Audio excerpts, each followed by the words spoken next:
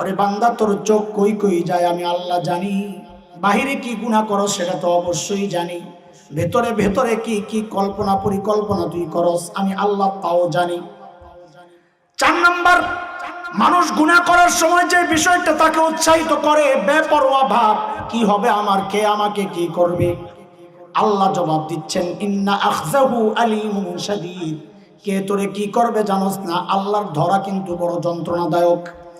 ইন্না বাতশা রাব্বিকা লাশাদীদ। আল্লাহর ধরা কিন্তু বড় কঠিন। বান্দারে আল্লাহ যখন ধরবে তখন ছাড়া পাবি না। তখন এয়ারপোর্ট ক্রস করবি তো চোরের মতো, আগে আল্লাহ ধরার আগে পটর পটর পটর পটর পটর পটর, কিন্তু আল্লাহ যখন ধরেন তখন চোরের মতো এয়ারপোর্ট ক্রস করতে হয়। এরা দোস্ত মনোযোগ হারায়েন না, খুব খেয়াল করে শুনে। ও যুবকরাও আমার ভাই, কলিজার টুকরা।